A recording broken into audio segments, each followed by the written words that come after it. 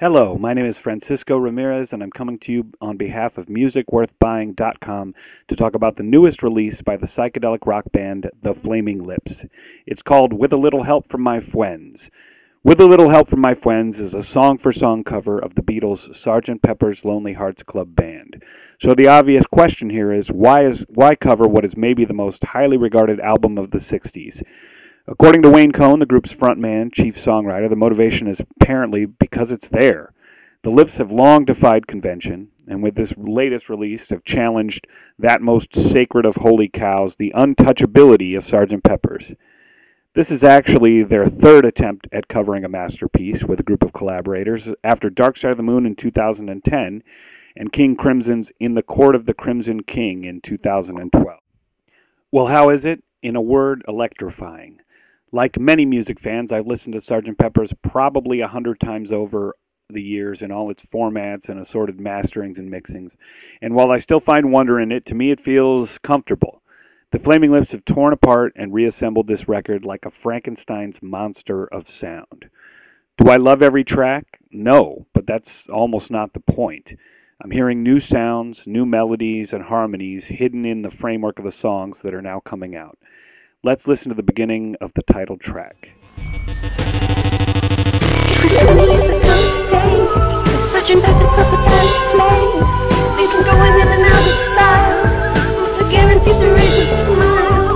Somehow I introduced to you the action over all these years. Sgt Peppers Lonely Hearts Club. So we have a real deconstruction there. That's a real love it or hate it moment for the record. Obviously, a lot going on, and a big part of that is not just the Flaming Lips and their lineup, but the fact that this album uses a lot of guest stars. We have, of course, Stardeath and the White Dwarfs, who have guested on the previous two Flaming Lips cover albums. We also have Tegan and Sarah. We have Maynard James Keenan from Tool, and his backup band Pucifer is also on there. And Jay Mascis from Dinosaur Jr. Playing guitar on a couple of tracks. And probably what's going to get the most press is the fact that we have Miley Cyrus guesting on two songs. She sings on Lucy in the Sky with Diamonds, which was actually kind of the beginning, the gestation of this project. And we also have her showing up singing the McCartney section on A Day in the Life.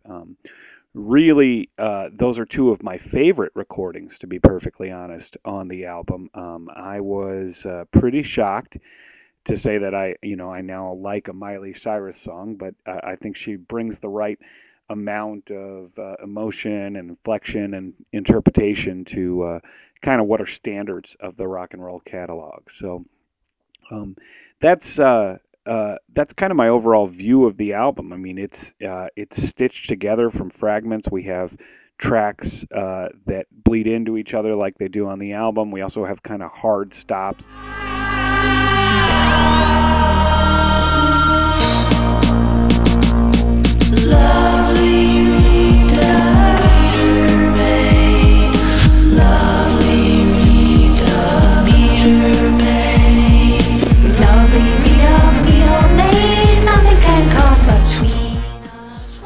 Just some really beautiful sounds there on that track, and that's pretty typical for them. Just combining a lot of textures. Flaming Lips are a band you almost want to listen to with your eyes as much as your ears. And as you can see from the interior art here, this is more of a reference to the traditional Sgt Peppers cover with the assortment of space aliens and ghosts and fetuses and creations. I did buy this record on vinyl. Comes on a beautiful clear yellow vinyl disc as well. This record, after a couple of listens, really sinks into you. Again, a lot of strange, foreign, kind of alien sounds and interpretations. But to be honest, I think that's just because I'm so comfortable with Sgt Pepper's Lonely Hearts Club Band, as a lot of music fans are. So overall, I would recommend this album if you're a fan of the Flaming Lips. If you're a fan of the Beatles, you may grasp onto this record, you may not. A lot of it depends on how adventurous you're feeling and how open you are to this brand of kind of reinterpretation. I don't think it's a novelty record. I think they put a lot of care and attention into it. You can actually kind of feel it on the tracks when you hear those melodies and harmonies jump out at you. Things that, bass lines you may be used to hearing, keyboard parts you may be used to hearing in a more Beatlesque manner, let's say. But overall, I would recommend this album quite a bit. I like it just as much as I like the other two Flaming Lips cover albums. I'm going to leave you today with just a little bit from A Day in the Life, which is probably my favorite Beatles song, and again, featuring Miley Cyrus, which is a big shock to me, and something I really enjoyed. Thanks so much for listening, and enjoy the track. I read the news today.